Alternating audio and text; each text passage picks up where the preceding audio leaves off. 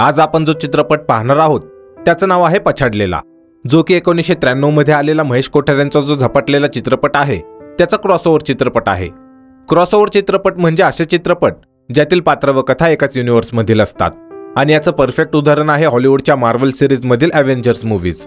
असो, आता भरपूर जणांना प्रश्न असेल की हा चित्रपट झपाटलेला चित्रपटाचा क्रॉसओव्हर कसा आहे, तर सांगतो की यात देखील इन्स्पेक्टर म्हणून इन्स्पेक्टर महेशच आहेत। तसेच याच्या शेवटी आपण तात्या विंचू सारख्याच भावल्या पाहतो। फक्त एवढे लक्षात ठेवा की या क्रॉसओव्हर बद्दल इंटरनेटवरती आधी कोणीच नोटीस नाही केलं आणि हे तुम्हाला आज या चॅनलच्या माध्यमातून माहीत झालं। तसेच झपाटलेला 2 हा ऑफिशियली 2013 मध्ये रिलीज झालेला आहे। त्यामुळे जर का तुम्ही पछाडलेल्या चित्रपटाला झपाटलेला चित्रपटाचा पार्ट 2 समजत असाल तर हा तुमचा गैरसमज आहे। तर चित्रपटाची सुरुवात होते ओसाडवाडी नावाच्या एका गावापासून, जिथल्या रेल्वे स्टेशनवर आपण भरत व समीरला पाहतो। हे आत्ताच मुंबईहून या गावी आलेले असतात। प्रत्यक्षात हे मुंबईतील एका बँकेत कामाला होते आणि या गावातील त्याच बँकेच्या एका ब्रांचमध्ये या दोघांचं ट्रान्सफर झालेलं असतं। त्याचबरोबर यांचा रवी नावाचा आणखी एक मित्र असतो, जो की 2 दिवसांपूर्वीच इथे आलेला असतो।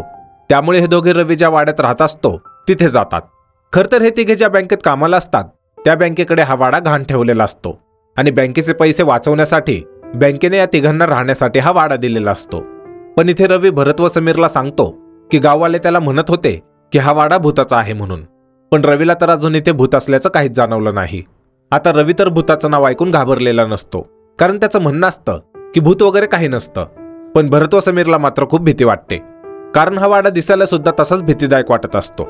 असो, आता पुढे रवी यांना सांगतो की हा वाडा गेले 16 वर्ष बंद होता, कारण या वाड्यात पूर्वी जे 3 लोक राहायचे त्यांचं निधन झालं। सोबतच रवी त्या 3 व्यक्तींबद्दल यांना सांगतो। हा इनामदार भुसनळे, ज्याच्या मालकीचा हा वाडा होता। तसेच हा बाब्या, जो की भुसनळेंचा मुलगा होता, आणि हा होता यांचा कारकून, ज्याचं नाव होतं किरकिरे। आता इथे आल्यापासून भरतला असं वाटत असतं की भुसनळे त्याला फोटोमधून बघत आहे आणि हेच तो रवीला सांगतो। पण हा भरतचा भास आहे म्हणून रवी या गोष्टीला इग्नोर करतो। यानंतर आपण मनीषाला पाहतो, जिच्या आईचं, ज्यांचं नाव दुर्गा मावशी असतं, त्यांचं आज श्राद्ध असतं। त्यामुळे वेताळे गुरुजी यांच्याकडे श्राद्ध घालण्यासाठी येतात। प्रत्यक्षात दुर्गा मावशींचा 16 वर्षांपूर्वी विहिरीत पडून मृत्यू झालेला आणि त्यानंतर त्यांच्या मुलीचा म्हणजेच मनीषाचा सांभाळ तिच्या काका काकूंनी केला। तसेच आपण इथे दुर्गा मावशींच्या आत्म्याला पाहतो, ज्यामुळे आपल्याला माहित होतं की काही कारणाने त्यांचा आत्मा आजही भटकत आहे आणि त्याचं कारण काय ते आपल्याला पुढे माहित होईल। आता हे जेव्हा श्राद्ध घालून जात असतात तेव्हा मनीषाच्या काकू पाहतात की इनामदारच्या वाड्यात कोणी राहायला आलेलं आहे। त्यामुळे त्या मनीषाला सांगतात की श्राद्धाचा प्रसाद त्यांनाही देऊ नये। आता मनीषा जेव्हा वाड्यात प्रसाद द्यायला जाते तेव्हा इथे ती रवीला भेटते आणि इथेच आपल्याला माहित होतं की मनीषा व रवी आधीच एकमेकांना ओळखतात। त्याचबरोबर हे एकमेकांच्या प्रेमात आहेत। पण रवीची तिच्याच गावी बदली झाली हे रवीने तिला यासाठी सांगितलं नव्हतं, कारण त्याला मनीषाला सरप्राईज द्यायचं होतं। पुढे आपण यांची ज्या बँकेत बदली झाली आहे ती बँक पाहतो, जिथले मॅनेजर या तिघांना त्यांचं काम वाटून देतात। म्हणजेच ते समीरला लोन डिपार्टमेंटमध्ये काम करायला सांगतात, रवीला सेफ डिपॉझिट सांभाळायला सांगतात व भरतला नवीन कस्टमरची खाती उघडायचं काम देतात। आता हे तिघे आपापल्या कामाला लागतात, जिथे भरतची पहिली कस्टमर त्याच्याकडे बँकेचं नवीन खातं चालू करण्यासाठी येते। हिचं नाव असतं सौंदर्या जवळकर। हे तिचे वडील आणि हा तिचा मित्र बत्ताशा। खरं तर यांचा एक तमाशाचा फड असतो, जो की याच गावात असतो। आता इथे भरत व सौंदर्या जेव्हा एकमेकांना पहिल्यांदा पाहतात तेव्हाच ते एकमेकांच्या प्रेमात पडतात। त्याचबरोबर इथे भरत तिचं नवीन खातं सुरू करून देतो आणि आता तो चेकबुक व पासबुकसाठी तिला दुसऱ्या दिवशी पुन्हा बँकेत यायला सांगतो। पण सौंदर्या भरतलाच त्यांच्या तमाशाच्या ठिकाणी येऊन पासबुक व चेक द्यायला सांगते, ज्यामुळे भरतला समजतं की हा त्याच्यासाठी सौंदर्याकडून एक इशारा आहे। त्याचबरोबर दुसरीकडे दाखवतात की समीरची देखील बँकेत सुनैना नावाच्या एका मुलीसोबत ओळख होते। खरं तर ही वेताळे गुरुजींची मुलगी असते आणि यांची जेव्हा ओळख होते तेव्हा आपण नोटीस करतो की हे दोघे सुद्धा लवकरच रिलेशनमध्ये येतील। असो, पुढे हे 3 मित्र जेव्हा बँकेच्या कॅन्टीनमध्ये मनीषाने रवीकडे दिलेला प्रसादाचा डब्बा खात असतात तेव्हा हे मनीषाच्या आईविषयी चर्चा करायला लागतात की त्या विहिरीत पाय घसरून पडल्या म्हणून। पण इथेच इन्स्पेक्टर महेश यांचं बोलणं ऐकतात आणि त्यांना सांगतात की दुर्गा मावशी विहिरीत पाय घसरून पडल्या नाहीत, तर त्यांचा खून झाला होता, कारण इनामदारच्या भूताने त्यांना विहिरीत ढकलून दिलं होतं। आता यावर सर्वच हसतात, ज्यामुळे इन्स्पेक्टर महेश यांना 16 वर्षांपूर्वीची गोष्ट सांगतात की इनामदार भुसनळे व त्यांचा मुलगा बाब्या त्यांच्या आलिशान वाड्यात राहायचे। पण बाब्या हा डोक्याने अर्धवट होता आणि त्याला लग्नाचं वेड होतं, ज्यामुळे जेव्हा जेव्हा त्याला वरातीचा आवाज ऐकू यायचा तेव्हा त्याला वेड्याचा झटका यायचा, ज्यामुळे तो बाबा लगीन म्हणून ओरडत राहायचा। आणि यालाच वैतागून त्यांच्याकडे काम करणाऱ्या किरकिरींनी भुसनळ्यांना सल्ला दिला की आपण बाब्याचं लग्न लावून देऊ. पण बाब्या अर्धवट डोक्याचा असल्यामुळे पुढे किरकिरेंनी एका मुलीच्या घरच्यांना बाब्याबद्दल जास्त माहितीच दिली नाही आणि बाब्याचं त्या मुलीशी लग्न ठरवून दिलं. पण हे सर्व जेव्हा त्यांच्या वाड्याजवळ राहणाऱ्या दुर्गा मावशींना माहीत झालं तेव्हा बाब्याचं लग्न सुरू असताना त्या लग्नाच्या ठिकाणी आल्या व मुलीकडच्यांना सांगितलं की बाब्या वेडा आहे, ज्यामुळे लग्नात जमलेले लोक संतापले आणि बाब्या इनामदार व किरकिरेला मारू लागले. ज्यात इनामदार व बाब्या तर लोकांच्या तावडीतून पळून गेले, पण किरकिरे मात्र पळू शकला नाही, ज्यामुळे लोकांनी त्याला इतकं मारलं की त्यातच त्याचा जीव गेला. तसेच पुढे लग्न मोडलं म्हणून बाब्याला वेड्याचा खूप मोठा झटका आला, ज्यामुळे त्याला वेड्यांच्या हॉस्पिटलमध्ये भरती केलं.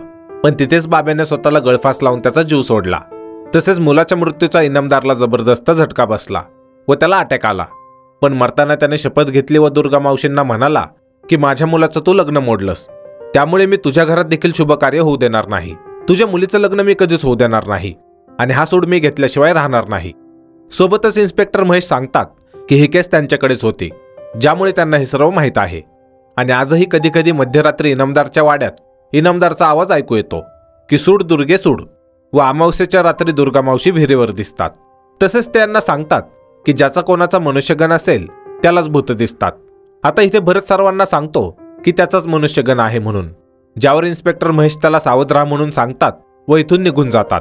असो, आता आजच अमावस्येची रात्र असते आणि पुढे आपण पाहतो की मनीषा व रवी जेव्हा भेटतात तेव्हा दुर्गा मावशींना माहीत होतं की मनीषा रवीवर प्रेम करते म्हणून.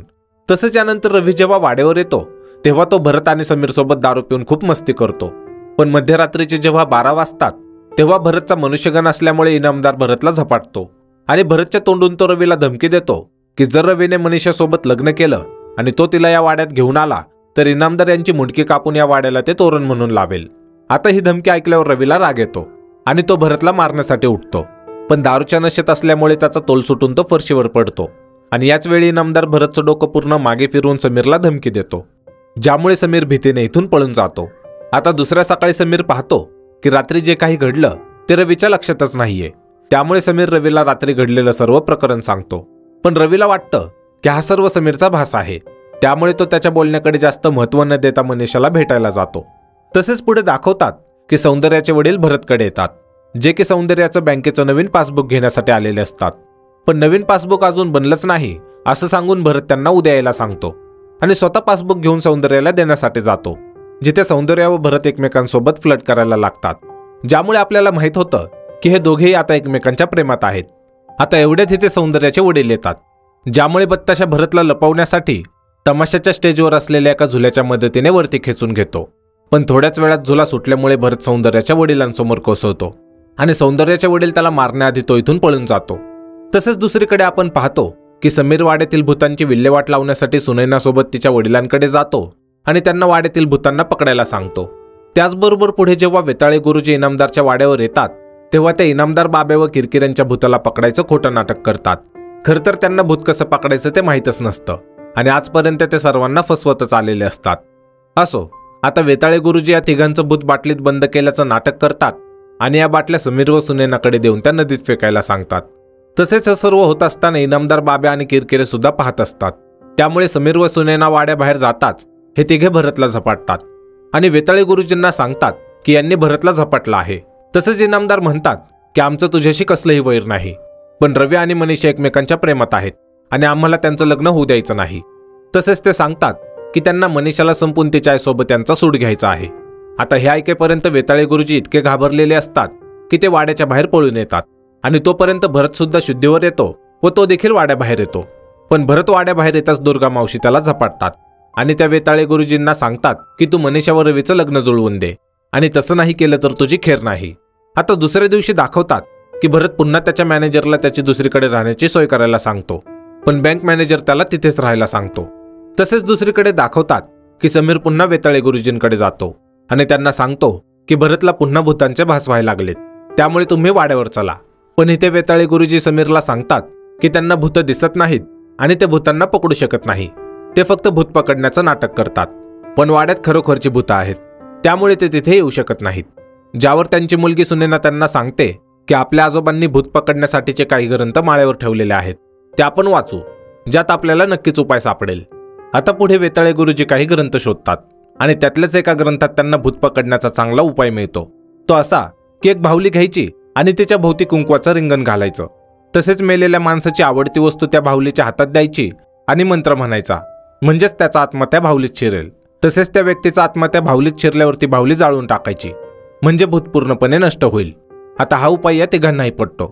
त्यामुळे इनामदार बाब्या व किरकिरेंच्या आवडत्या वस्तू आणण्यासाठी समीर व सुनैना वाड्यावर जातात. तसेच दुसरीकडे दाखवतात की आतापर्यंत मनीषाच्या काका काकूंना मनीषा व रवीच्या प्रेमाबद्दल माहीत झालेलं असतं, ज्यामुळे ते रवीला घरी बोलावून घेतात आणि मनीषा व रवीच्या लग्नाची बोलणी करतात. तसेच ते रवीला त्याच्या आईबाबांशी यावर बोलायला सांगतात, ज्यावर रवी यांना सांगतो की त्याच्या आईबाबांनी त्याला सांगितलं आहे की तुला जर का कोणती मुलगी आवडत असेल तर आम्हाला त्याची कसली हरकत नाही. आता हे माहीत झाल्यावर सर्व मनीषा व रवीचा साखरपुडा करायचं ठरवतात, तेही परवाच, कारण 2 दिवसानंतर पुढे 6 महिन्यांपर्यंत एकही मुहूर्त नसतो. आता इथून रवी जेव्हा घरी येतो तेव्हा तो पाहतो की वाड्यातील भूतांचा भरतला भास होतो, म्हणून भरत वाड्याच्या आतमध्ये जात नाहीये. ज्यामुळे रवी भरतला समजावतो आणि वाड्यात घेऊन जातो.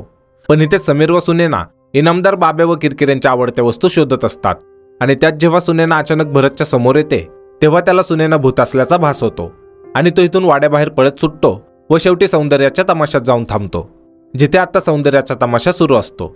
आता इथे मला भूतांनी पछाडले हे गाणं आहे, ज्यामध्ये दाखवलं आहे की सौंदर्याचे वडील जेव्हा भरतला सौंदर्यासोबत पाहतात तेव्हा ते भरतला खूप मारतात व इथून पळवून लावतात. तसेच भरतने आतापर्यंत पक्क केलेलं असतं की तो आजच्याच हे गाव सोडून जाणार. पण घरी आल्यावर जेव्हा त्याला माहित होतं की आज रवीचा साखरपुडा आहे तेव्हा त्याला नाईलाजाने इथे थांबावं लागतं. त्याचबरोबर पुढे दाखवतात की सौंदर्याचे वडील भरतला भेटायला येतात, पण यावेळी त्याला मारण्यासाठी नाही तर हे सांगायला की सौंदर्याचं लग्न त्यांना भरत सोबत करून द्यायचं आहे, कारण त्यांना समजलं आहे की सौंदर्या भरतवर खूप प्रेम करते म्हणून. सोबतच ते भरतला सांगतात की परवा संध्याकाळी सौंदर्या व बत्ताशा भरतला बोलवायला वाड्यावर येतील आणि भरतने तिच्यासोबत त्यांच्या घरी यायचं, जिथे हे बसून सौंदर्या आणि भरतच्या लग्नाविषयी बोलतील. यानंतर आपण पाहतो की आज रवीचा साखरपुडा असतो, त्यामुळे रवीच्या आईबाबा कार्यक्रमासाठी या गावात येतात. पण जेव्हा साखरपुडा सुरू होतो तेव्हा रवीने मनीषासाठी बनवून आणलेली अंगठी वाड्यातच राहते, ज्यामुळे समीर व रवीच्या आई भरतला ती अंगठी आणायला पाठवतात. आता भरतला तर भूताच्या भीतीने वाड्यामध्ये जायचं नसतं, पण नाईलाजाने तो अंगठी आणायला वाड्यात जातो. पण वाड्यात गेल्यावर भरतने अंगठी घेताच किरकिरे भरतला झपाटतो आणि कार्यक्रमाच्या ठिकाणी येऊन तो रवीच्या आईबाबांना सांगतो की मुलीच्या पत्रिकेत मंगळ आहे व लग्नानंतर रवी मरेल हे माहीत असून सुद्धा तुम्ही लग्नाला होकार कसा दिलात. प्रत्यक्षात मनीषाच्या पत्रिकेत मंगळ आहे हे रवीने त्याच्या घरच्यांना सांगितलंच नव्हतं, पण आता त्यांना हे माहीत झाल्यावर ते रवीचं लग्न लगेच मोडतात, ज्यामुळे मनीषाच्या काका काकूंचं व रवीच्या आईबाबांचं इथे भांडण होतं आणि मनीषाच्या घरचे देखील रागात हे लग्न मोडून टाकतात. आता लग्न मोडल्यामुळे रवीला खूप राग येतो आणि तो भरतवर खवळतो, पण भरत सांगतो की त्याला काहीच लक्षात नाही.